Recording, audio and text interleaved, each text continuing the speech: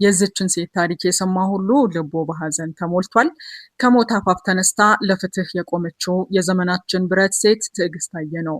አንዳንድ ታሪኮች ሲሰሙ ያማሉ።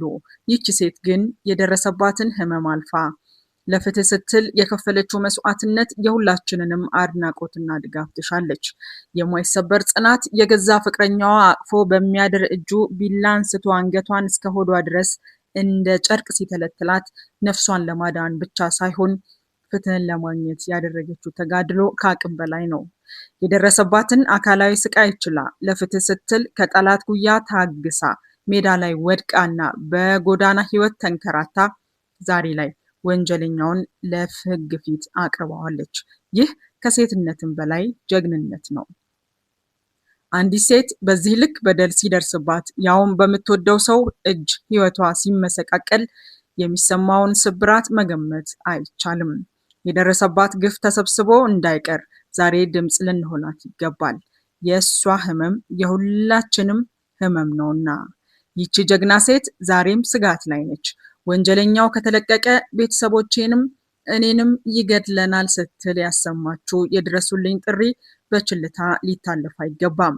መንግስትና የህግ አካላት የዚህን ጀግና ሴት ህይወት በማንኛውም ሁኔታ ዋጋ የመጠበቅ ግዴታ አለባቸው። ፍትህ መጓደል የለበትም። ጥበቃው ተጠናክሮ እንዲቀጥልና ለደረሰባት በደል ተመጣጣኝ ቅጣት እንዲሰጥ እንጠይቃለን። ለጥበብ ባለሙያዎች ይህ ታሪክ አንድ ፊልም ብቻ ሳይሆን ለብዙ ሴቶች ጥንካሬ የሚሆን የትግል ተምሳሌት ነው። ይህንን ታሪክ ጻፉት፣ ቅረጹት፣ ለዓለምም ማሳዩት። ትዕግስት ማለት ስም ብቻ አይደለም፣ የመቃብር አፋፍ ረግጣ ለፍትህ የወጣች ሕያው ምስክር እንጂ። በስጋዋ ላይ የታተመው ጠባሳ የበደል ምልክት ሳይሆን ሞትን ያሸነፈ የጽናት አሻራ ነው።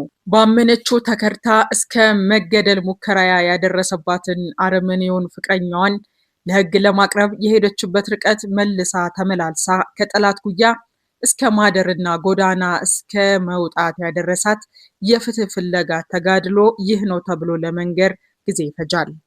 ህግ አለ በሚባልበት ሀገር በዚህ ልክ የሰው ልጅ ጭካኔ ያውም ከራሷ በላይ የምትወደው የፍቅር አጋሯ ያፈቀረውን ገላ በቢላ ከአንገት እስከ ሆዷ እንደ ጨርቅ በመተልተል ያደረሰባት ግፍ ለመስማት ይከብዳል። ተወርቶም ተጽፎም አያልቅም።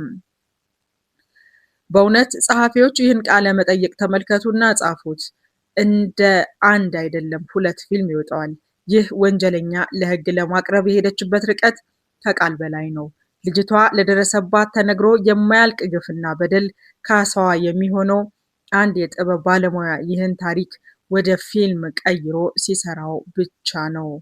በተለይ ይህ በጣም ብዙዎችን ያስደነቀጠ ጥንካሬ የሚሆን የትግል ተምሳሌት ነው።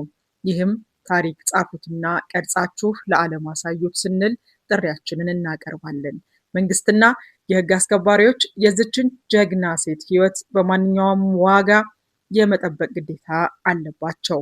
ፍትህ መጓደል የለበትም። ጥበቃው ተጠናክሮ እንዲቀጥልና ለደረሰባት በደል ተመጣጣኝ ቅጣት እንዲሰጥ እንጠይቃለን። በመጨረሻው ጥቃት አድራሹ ከ2 ቀን በፊት በህግ ቁጥጥር ስር እንደዋለ ተናግራለች። ነገር ግን አሁንም ስጋት እንዳለባት ገልጻለች።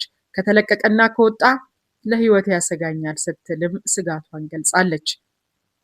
የድሃ ልጅ ነኝ፣ አቅም የለኝም፣ ከኔም አልፎ ቤተሰቦቼንም ጭምር ይገልብኛል እና ለጎኔ በተለይ ማንም ስለሌለኝ ሁላችሁም ከጎኔ ሆኖ ፍርድ ያገኘ ዘንድ ተባብራችሁ ያንን አድርጉ ስትል ገልጻለች።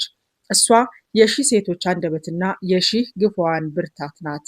ሼር በማድረግ በተለይ ከተበዳይ ጎን እንቆም። በተለይ የሴት ልጅ ጥቃት ላይ ፍትህ ማለት ይልመድብን።